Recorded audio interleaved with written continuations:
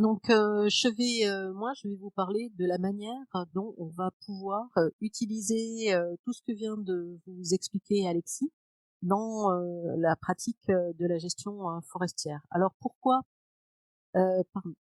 faire cela? Parce que on est face à des crises écologiques avec un climat qui bouge, avec un environnement biotique qui lui aussi est en mouvement. Alexis vous a bien expliqué que les structures génétiques adaptées au futur n'existent pas, mais par contre, la diversité génétique, elle est bien là, et le forestier a des moyens pour agir. Alors, on a vu quatre, quatre éléments que je vais reprendre un par un: la mutation, la sélection, la dérive génétique, les flux de gènes et l'immigration. Et je dirais deux mots sur quelque chose dont on entend beaucoup parler, mais on ne sait pas, comme le disait Alexis, c'est pas tellement facile à utiliser, en tout cas à passer à l'action avec ce mécanisme-là, qui est l'épigénétisme. Donc la mutation, je vous ai remis la photo de cet arbre qui a subi une mutation très certainement dans son très jeune âge, avec une partie qui débourre pas en même temps que l'autre. Et en fait, hein, si vous regardez, qu'est-ce qu'on peut en faire de cette mutation? Eh bien, si on veut pouvoir la conserver, il va falloir que l'on puisse récolter, d'une part, si on fait des récoltes de graines, sur l'ensemble de la couronne, et pas seulement sur un côté. Et puis, ce que l'on pouvoir faire aussi lorsqu'il y a une régénération naturelle, c'est essayer de maintenir dans cette régénération naturelle une part des mutants et une part de non-mutants. C'est au moment de la régénération naturelle et d'éclaircie que ces mutations vont pouvoir être conservées. Par contre, ce qui est très compliqué pour nous forestiers, c'est que bien que la mutation, ça soit la seule source nouvelle de diversité, souvent elle entraîne des modifications qui sont peu visibles sur le phénotype, et c'est souvent une action que l'on fait à l'aveugle, c'est-à-dire qu'on conserve finalement des mutants sans le savoir réellement. Les flux de gènes et les migrations, c'est quelque chose dont on parle beaucoup plus, et qui est sur souvent dans nos discussions de forestiers, parce que c'est un mécanisme où on a des moyens d'agir à différentes échelles spatiales et à différents niveaux génétiques, et qui est vraiment une priorité qui est très forte.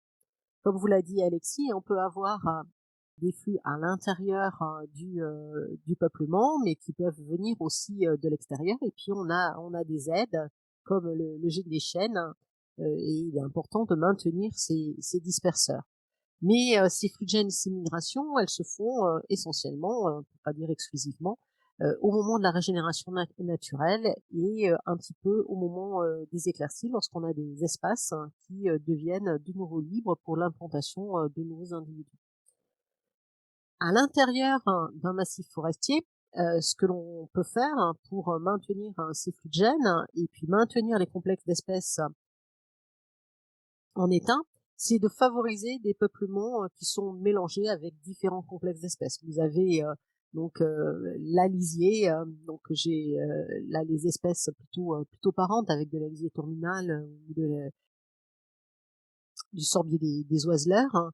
Vous avez la même chose chez les tilleuls, et le fait de maintenir en mélange ces espèces sur des parcelles ou à l'échelle d'un massif forestier, puisqu'on a vu les distances de dissémination du pollen sont non négligeables, eh bien ça va nous permettre de maintenir ces flux de gènes à l'intérieur des espèces, dans le complexe d'espèces, et donc une diversité importante au sein du complexe d'espèces. La migration, qui est un autre phénomène, donc là on est plutôt sur un temps qui peut être beaucoup plus long, et on se rend compte que de nos jours, on a des problèmes pour maintenir cette migration naturelle telle qu'elle a pu se faire lors des dernières recolonisations. Parce que si on regarde la carte de la France, ici à gauche, vous voyez que on a des mailles qui sont d'espaces naturels qui sont colorées de manière différente. Et plus elle est rouge, moins on a d'espace naturel. Et si et si on a des chênes ici, par exemple, dans le Tarn, à Grésy, hein, si on veut se figurer une forêt, eh bien, ça va être très compliqué hein, pour ces chênes de Grésy de rejoindre naturellement, avec l'aide des disperseurs, comme le G, la Bretagne, qui pourrait être une terre d'accueil face au changement climatique. Donc, on a vraiment cette question qui va au-delà des forestiers, d'aménagement du territoire et de taille des espaces naturels. Donc il est important de recréer des trames vertes à l'échelle du paysage et de travailler pour ça. Mais il faut aussi maintenir la biodiversité et les disperseurs de pollen. Hein. Comme vous le savez, on a une perte de biodiversité avec les changements climatiques et puis au-delà différentes pratiques.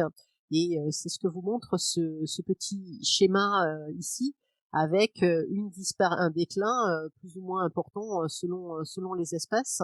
Mais la plupart de ces espèces sont aussi des espèces pollinisatrices, hein, que ça soit les coléoptères ou les abeilles. Et les coléoptères hein, peuvent avoir un rôle de voilier qui est important et de pollinisation.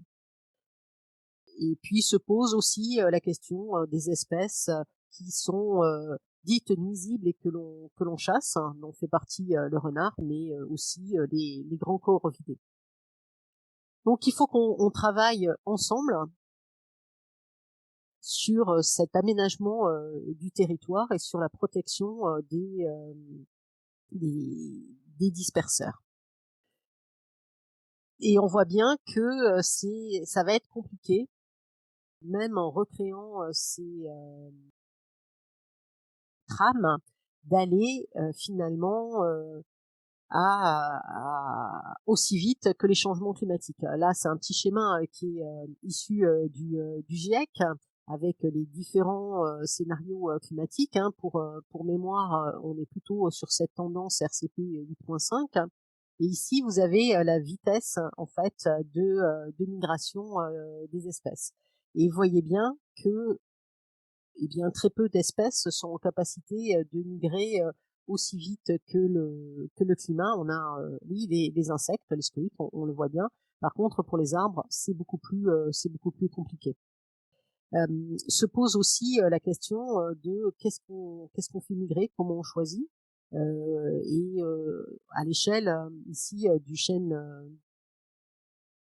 Cécile, vous avez des points de peuplement sélectionnés avec le niveau de déficit hydrique. Hein. Plus le déficit hydrique est marqué en rouge, et c'est en rouge, plus moins il est marqué, c'est en bleu. Et on voit bien que on a des zones qui sont plus favorables à la migration assistée, et qu'il faut bien faire attention de faire migrer des zones où on a un déficit marqué vers des zones où on a un déficit moins marqué, et qu'on peut avoir au sein de régions de provenance des mélanges comme ici ou comme là. Donc il va falloir se poser des questions. Il va falloir adapter le choix des provenances et des essences aux besoins d'adaptation, maximiser la diversité des récoltes. Hein, ça c'est aussi un point très important. Ne pas récolter qu'un seul peuplement sélectionné, mais pouvoir récolter sur plusieurs peuplements sélectionnés ou plusieurs forêts. Favoriser les flux de pollen et de graines au sein de la parcelle et du massif. Et puis un élément aussi qui est important via la migration assistée, c'est adapter les itinéraires sylvicoles en plantant soit en placeau au sein de régénération naturelle ou de peuplement des provenances ou des espèces qui sont plus adaptées. Et puis aussi planter des îlots d'avenir au sein du massif. Il ne faut pas perdre de vue un élément qui est aussi important que la migration assistée, c'est qu'il nous faut conserver activement des ressources génétiques qui peuvent être menacées par le climat. On imagine bien que ces peuplements de chênes sessiles qui se trouvent dans le sud de la France risquent d'avoir des soucis à très court terme, de la même façon que dans des zones très peu arrosées. Il faut qu'on conserve activement ces ressources génétiques parce que elles pourraient nous servir pour le futur. Au niveau de la dérive génétique, c'est aussi une priorité très forte pour la limiter. C'est-à-dire que c'est vraiment quelque chose que l'on ne veut pas que l'on veut pas voir apparaître dans nos massifs forestiers. Et pour cela, on a différents moyens de la limiter, en particulier en travaillant sur le nombre de reproducteurs efficaces. Par reproducteur efficace, j'entends pas le nombre d'arbres que vous avez sur la parcelle, mais le nombre d'arbres qui fleurissent et qui émettent du pollen et des graines effectivement. Et on sait bien que c'est pas le cas de tous les arbres. Il y a des arbres qui ne fleurissent jamais ou qui ne fleurissent pas tous les ans. Donc ça, c'est quelque chose qui est important à bien prendre en compte. Ce qui est bien, il faut bien prendre en compte, c'est le nombre de géniteurs que vous avez réellement sur votre parcelle, et plus il faut un nombre suffisant pour ne pas avoir le bottleneck dont vous parlez, Alexis, précédemment. Lorsqu'on fait de la régénération artificielle et qu'on fait des récoltes en peuplement, c'est un petit peu le schéma qui est ici. Attention de la manière dont on récolte. Si je récolte le long de ma route, je vais avoir finalement des graines qui seront issues de deux types de génotypes, alors que si je récolte un petit peu partout sur ma parcelle, je vais avoir quelque chose de mieux réparti, une diversité au sein de mes lots de graines qui seront répondues. Donc il faut bien faire attention à comment aussi on récolte au moment de la régénération artificielle et de la taille du peuplement qui est sélectionné. Si les peuplements est tout petit, s'il n'y a que quelques arbres, ça va poser un problème. Il faut, pour contrer cette dérive génétique, comme vous l'a dit Alexis, favoriser les flux de gènes et la migration. Et on peut se poser la question de migration assistée ou de renforcement de population dans ces cas-là. Et là, on recroise les routes de tout ce qui est conservation de ressources génétiques. On peut être amené pour, là aussi, pallier à cette dérive génétique, de créer des vergers à graines pour des espèces très disséminées ou des espèces pour lesquelles on a finalement des populations qui sont isolées les unes des autres et les flux de gènes ne se font plus. Et donc là, on va recréer de la diversité qu'on va pouvoir réintroduire, et on va aller à l'encontre de la dérive génétique. Et puis là aussi introduire des reproducteurs.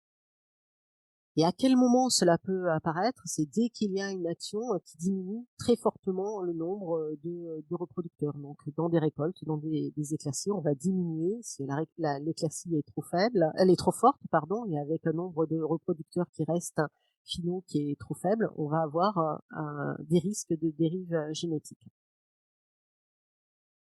Pour cela aussi, il y a une charte de qualité lors des récoltes qui a été signée par les marchands greniers, les pépiniéristes, qui implique que l'on récolte 20 tiges minimum pour les essences sociales et 10 tiges pour les essences disséminées. C'est vraiment important pour conserver cette diversité. Il faut qu'on fasse qu'on ait un regard bien avisé et sur le cas des espèces exotiques dont souvent on ne connaît pas la base génétique et qui ont pu être introduits en très petit nombre dans des petits peuplements, et en plus de ça très souvent qui sont qui sont peu nombreux. Je ne parle pas des exotiques les plus répandus comme le cèdre ou le douglas, mais on peut prendre le cas du sapin pince à peau, où on a très peu de peuplement et de faibles dimensions. Donc là, il faut récolter un maximum d'arbres dans ces cas-là, et puis si possible mélanger les peuplements pour recréer de la diversité. Et je vous ai mis juste là un petit élément de réflexion, c'est que quand vous avez 99 êtres et que vous n'en récoltez que 30, eh bien déjà vous avez une perte de diversité génétique avec une diminution du nombre d'hétérozygotes, c'est-à-dire d'individus qui sont fortement différents, en dépit d'une grande quantité du frêne récolté. Donc c'est vraiment quelque chose qui peut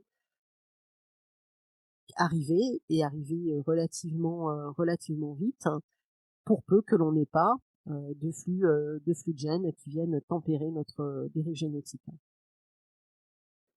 La Sélection, là aussi, c'est quelque chose qui est constitutif du métier de forestier. C'est une très forte priorité au moment de la régénération naturelle, avec le choix des semenciers, la sélection des arbres tout au cours du peuplement. On a aussi de la sélection qui se fait avec les dents à l'intérieur de la danse des semis, hein. On peut réfléchir au maintien pas uniquement des dominants lorsqu'on fait cette sélection de semenciers, mais aussi des codominants. Et puis quelque chose qu'on n'a pas forcément l'habitude de faire, mais c'est un martelage qui ne se fasse pas uniquement sur le phénotype, mais en particulier sur les critères de vigueur forme, mais aussi sur d'autres critères, hein, sur lesquels il faudrait que la recherche avance pour nous donner des proxys, hein, comme des critères de résistance à la cavitation, au fait de faire de l'embolie, à mieux résister à la sécheresse, et ça nous permettrait d'avoir des sélections avec des critères plus variés et donc une, une base génétique maintenue plus large. Dans la régénération artificielle, là encore une fois, hein, il faut faire attention à la qualité des récoltes, mais aussi au tri des plants. C'est souvent les arbres, enfin les plants d'un même arbre qui vont donner des petits plants. Et donc on élimine comme ça une partie de la ressource génétique. Et puis aussi le choix du matériel forestier de reproduction et la sélection des peuplements sélectionnés. On peut s'interroger là aussi sur comment on sélectionne des peuplements et comment on les utilise ensuite.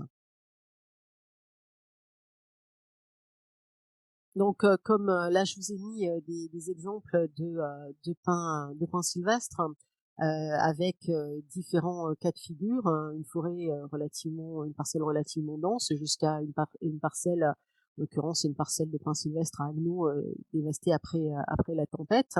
Et on peut se poser la question dans ce dernier cas, est-ce que vraiment on refait une régénération naturelle, hein, si il n'y a que quelques pins sylvestres qui restent, est-ce qu'on va pas avoir une diversité génétique qui va être trop faible à la génération suivante?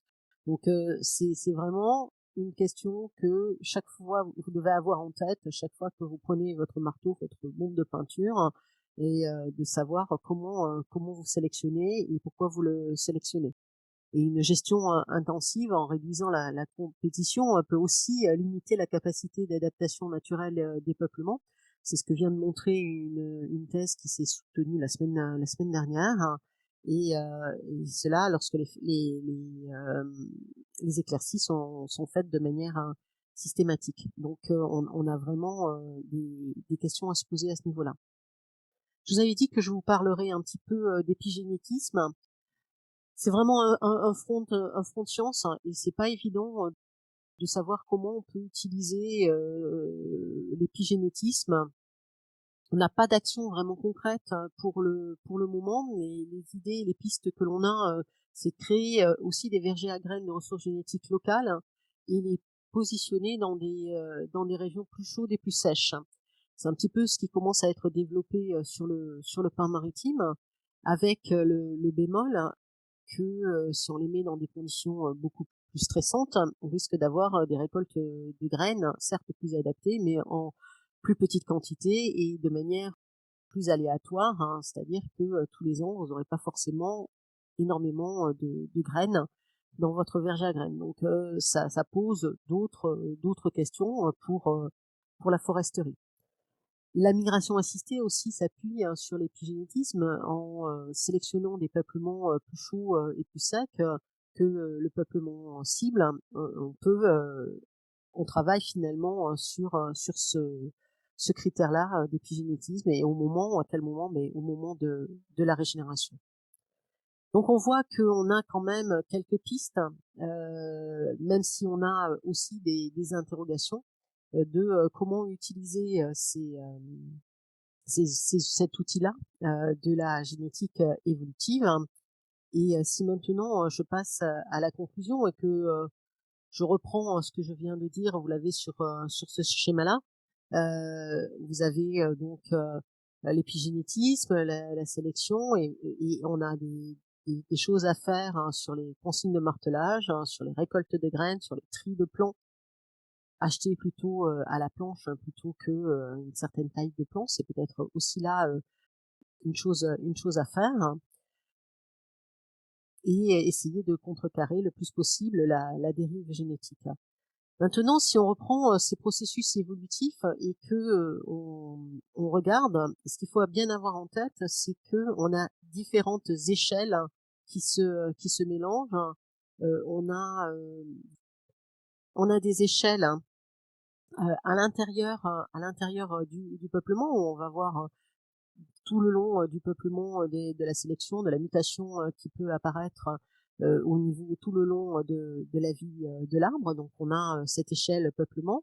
On a, l'échelle qu'on va voir juste après, qui est plutôt, celui, de la, celui, du massif. Et puis on a l'échelle du temps aussi, à laquelle se font, ces événements. Et on a beaucoup parlé tout le long, de ce webinaire de reproduction, c'est-à-dire que, c'est, l'échelle de temps où, on passe de la génération 1 à la génération 2. Il faut avoir, bien ça en tête, c'est-à-dire que beaucoup, de choses, se font au moment, de la reproduction. En particulier les adaptations, les migrations, c'est au moment de la reproduction. Donc on a cette échelle de temps, qui est vraiment importante à prendre en compte, cette échelle temporelle.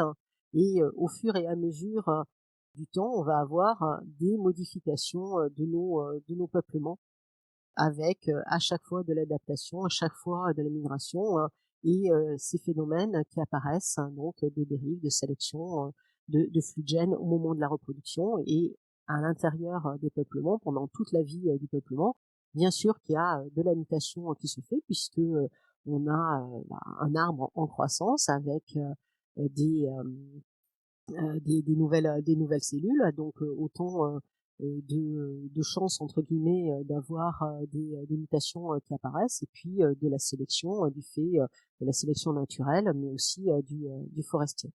Et si on reprend, ensuite, l'échelle de, de la de la l'échelle spatiale, là on se rend compte que, si on met en place différentes, solutions à l'échelle de notre massif forestier, eh bien, on va avoir, des choses qui vont là aussi, se mélanger avec des choses qu'il va falloir peut-être, sur lesquelles il va peut-être faire attention. On n'a pas parlé, du tout, hein, de sylviculture, hein, mais si on prend, ici le cas, du taillis, c'est un système, où il n'y a pas d'évolution. Tout ce qu'on dont on vous a parlé, pendant tout ce webinaire, finalement s'applique pas au taillis puisque, vous coupez, régulièrement, des arbres et qu'on a, un un génotype, qui est complètement, figé dans le temps puisqu'il n'y a aucune reproduction, sexuée, qui se fait.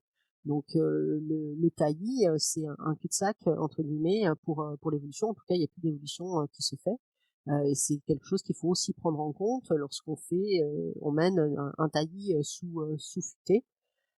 Dans la futée, irrégulière, on a aussi, des chevauchements, de génération avec un nombre de reproducteurs, qui peut être, plus ou moins important, et avec, des phénomènes là aussi, de flux de gènes, entre apparentés, qui peut se mettre en place, puisqu'il y a les différentes générations, qui coexistent, et ça peut, poser problème aussi au niveau de la reproduction. Et si, je regarde ma forêt mosaïque, en regardant, tous les processus, évolutifs, hein, donc avec des vitesses d'évolution, qui peuvent être plus ou moins importantes, les différents, phénomènes qui peuvent, se mettre, mécanismes évolutifs qui peuvent être mis en place, on voit bien que, selon, les solutions, on va avoir des choses plus ou moins intéressantes, plus ou moins bonnes. Il y a des choses qui sont, si on prend les îlots d'avenir, pour de la migration, on va avoir quelque chose plutôt, de positif. Par contre, on peut avoir de la dérive génétique si, on a récolté sur un faible nombre, d'arbres. On peut avoir, des questions, d'hybridation. Et c'est finalement pour vous dire qu'il n'y a pas une solution, mais il y a des solutions pour mettre en œuvre ces éléments de génétique évolutive, et que il faut que on essaie de mélanger, de mixer tout ça pour avoir quelque chose et une forêt qui soit résiliente. Donc, en conclusion, je voudrais dire que les arbres forestiers ont une très large diversité génétique, c'est ce que vous a montré et dit Alexis tout au long de son exposé, et que c'est une chance pour l'adaptation des fois au changement climatique. On a des outils qui sont disponibles pour mettre en place les processus, et finalement, ben, c'est maintenant à vous de vous en emparer et de faire du mieux que l'on peut, comme à chaque fois, on reste très humble face à nos forêts. Merci de votre attention.